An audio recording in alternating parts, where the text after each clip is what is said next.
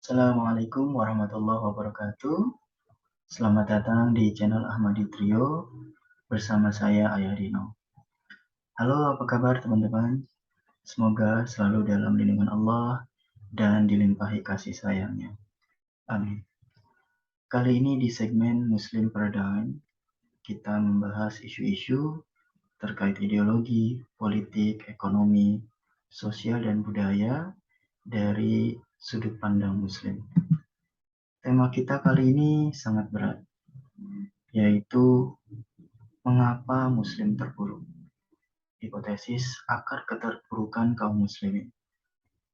Sebagaimana kita ketahui dalam bidang ideologi dan politik, sebagian gerakan ideologi dan politik Muslim dianggap sangat berbahaya, dicap fundamentalis, sehingga dilarang.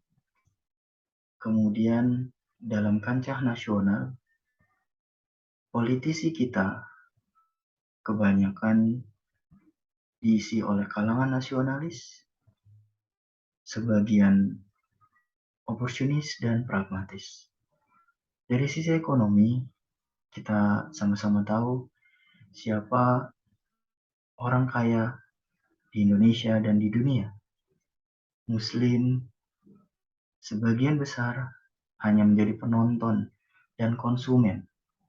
Lalu di bidang sosial dan budaya, kalau kita ambil representasinya dari tayangan televisi, mayoritas berisi hiburan, tontonan yang secara salah kaprah dijadikan tuntunan oleh kaum muslimin, sehingga bukannya mendekatkan pada Islam, tapi menjauhkan. Keterpurukan kaum muslimin kita bisa lihat dari dua aspek. Yang pertama dari sisi internal, yang kedua dari sisi eksternal. Dari sisi internal, kita mengamati tiga problem utama. Yang pertama kemiskinan, yang kedua kebodohan, dan yang ketiga perpecahan. Meskipun tidak selalu dalam cycle, secara umum karena lahir dari keluarga miskin, tidak mampu menyekolahkan putra-putrinya, sehingga putra-putrinya tidak mengenyam pendidikan yang baik. Hasilnya kebodohan. Dan karena kebodohan, pemahaman tentang konsep Islam yang sedikit, sehingga memudahkan kita dipecah belah. Lalu kita baru tahu sedikit kebenaran, setelah itu kita membuta tuli terhadap kebenaran yang lain. Baru sedikit kenal sunnah, sudah berani mengkafirkan pihak lain. Dari sisi eksternal, juga terjadi pemiskinan, pembodohan, dan upaya serius perpecahan, pemecah belah. Dari pemiskinan, secara tidak sadar, umat Islam sudah mengadopsi konsumerisme. Melihat produk, menikmati produknya, dan hanya sekedar itu. Ini setali tiga uang dengan kapitalisme, di mana orang-orang yang punya capital, punya modal, memanfaatkan untuk membuat produk dan jasa yang kemudian pasarnya kaum muslimin. Misalnya, sejumlah tenaga kerja Indonesia yang keluar negeri setelah berhasil mendapatkan segepok uang lalu pulang kembali ke tanah air, yang terfikirkan pertama kali adalah membangun rumah, membeli kendaraan, dan seterusnya. Bukannya membeli aset yang bisa menghasilkan stream income, tapi malah dilakukan pada sisi pengeluaran, liability, tidak menghasilkan produksi, dan kemudian kita menjadi miskin dan lebih miskin lagi. Lalu dari sisi pembodohan, kita dijejali dengan paham-paham luar dari barat, westernisasi, melihat apa yang ada di Hollywood, melihat apa yang terjadi di luar negeri, di negara-negara maju, sebagai sesuatu yang keren, hebat, luar biasa. Kemudian dengan bodohnya kita mengadopsi gaya hidupnya sebagai gaya hidup kita. Apakah kita benar-benar membutuhkan gaya hidup seperti itu? Sebetulnya tidak. Kemudian dari sisi pecah belah yang dilakukan oleh pihak eksternal, misalnya dengan menginfiltrasi kita dengan ide-ide semacam sekularisme, kemudian paham-paham sempit, misalnya Islam liberal, kemudian Islam yang tidak ramah, yang tidak toleran, dan seterusnya. Kita mudah terjebak dalam perselisihan. Kita tidak berupaya mencari persamaan, tapi lebih banyak memperbesar perbedaan. Sehingga jurang antara si kaya dengan si miskin semakin melebar, si pintar dengan si bodoh semakin melebar, dan seterusnya. Kita di episode sebelumnya sudah pernah belajar tentang nasib. Yang mempengaruhi nasib adalah bagaimana cara kita mengindra, melihat perspektif, sudut pandang. Kemudian sedemikian rupa, sejak kita dalam pengasuhan menjadi identitas kita. Kita mendefinisikan diri. Kita seorang muslim atau bukan, muslim yang baik atau bukan. Kita Jawa, kita Sunda, kita Indonesia, dan seterusnya. Sedemikian rupa, identitas tadi menjadi dasar keyakinan kita, belief system kita.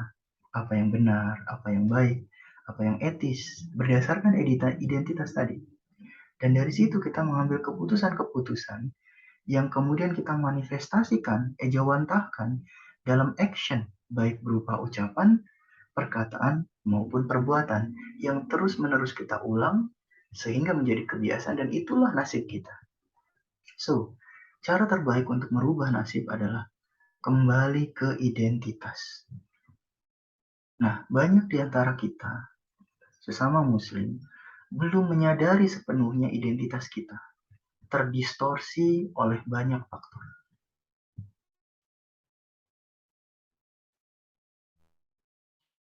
Yang pertama, hipotesis tentang akar kemiskinan, kebodohan, dan perpecahan.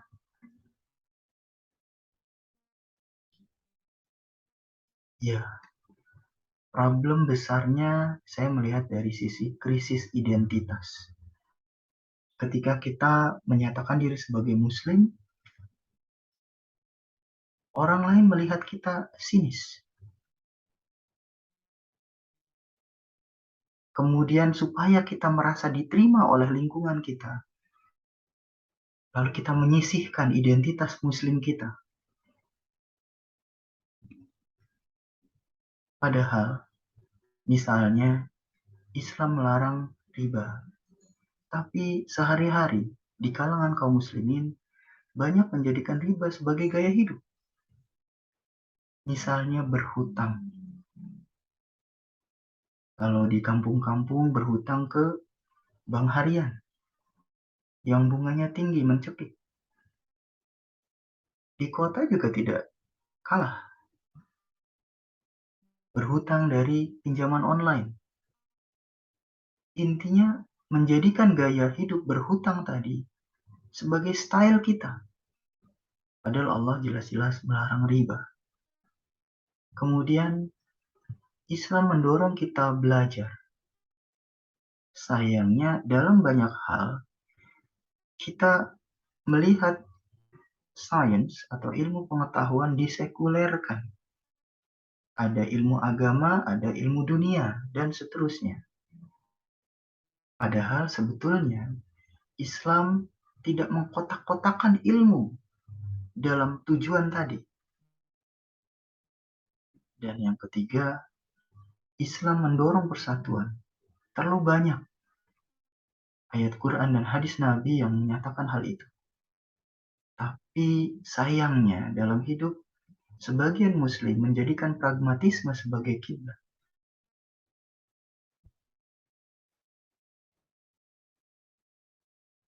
Lalu bagaimana kita bisa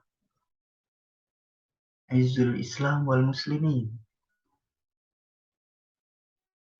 Sebagaimana di video sebelumnya, problem besarnya ada di 4 faktor ini. Yang pertama karakter, yang kedua kompetensi, yang ketiga literasi. Dalam hal ini mau, mampu, dan tahu. Dan faktor yang paling dominan adalah leverage, daya ungkit atau daya dorong. Nah, dari aspek karakter atau personality atau kepribadian, umat Islam mentalitasnya lemah,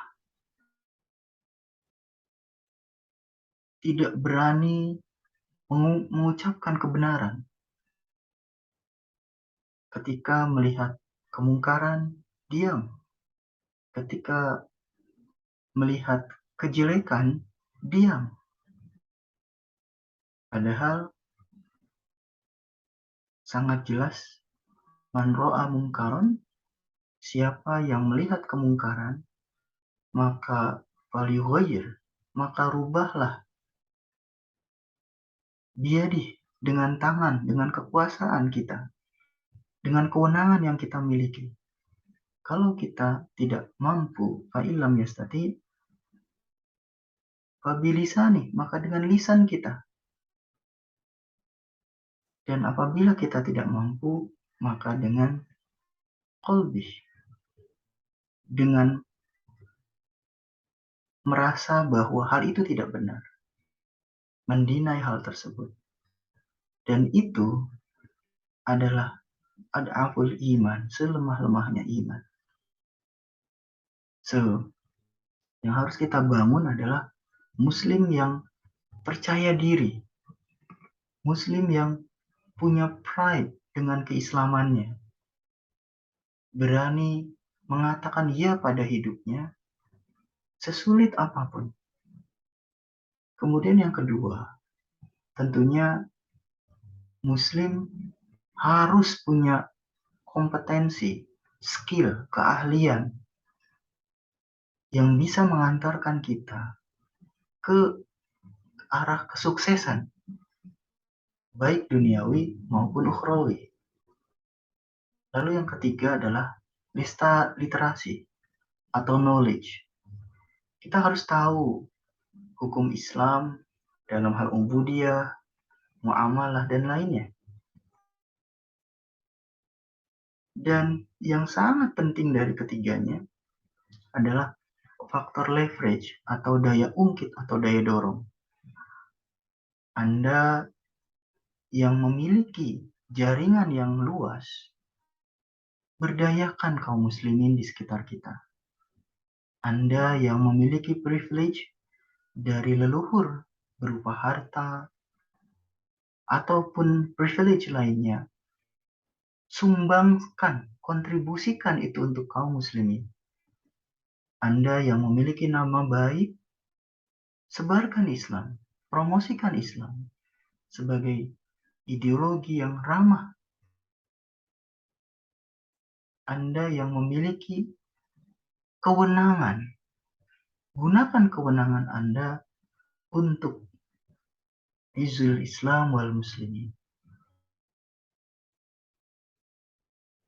Kita tidak bisa hanya berdiam diri melihat pemiskinan, pembodohan, dan upaya infiltrasi ke dalam yang mengakibatkan perpecahan di kalangan kaum muslimin. Kita perlu bersatu dengan cara mengenal lebih dalam identitas kita sebagai Muslim. Once kita tahu kita Muslim, lalu kita menunjukkan segala bentuk aktivitas kita itu sebagai bagian dari ibadah dengan prinsip-prinsip Islam, insya Allah itulah kesuksesan. Ya, the power of clarity, kekuatan dari kejelasan. Apa siapa kita, mau menuju kemana, dan prinsip apa yang kita jadikan pedoman. Dan kita sebagai Muslim sudah sangat jelas. Apa siapa kita? Kita ini Muslim. Tujuan kita adalah beribadah. Dan prinsip kita adalah semua ajaran Islam. Jadi saya mengetuk teman-teman semuanya yang berkelimpahan untuk memberi, memberdayakan yang lemah. Jangan saling mengkritik satu sama lain. Kalau ada perbedaan, jadikan itu rahmat. Bangun fondasi bersama, visi bersama. Apapun profesi kita, apapun skup ruang hidup kita, kita perlu terpanggil untuk berkontribusi untuk kejayaan Islam dan kaum muslimin. Apapun yang kita berikan di jalan Allah, insya Allah akan mendekatkan kita pada keridhaan Allah.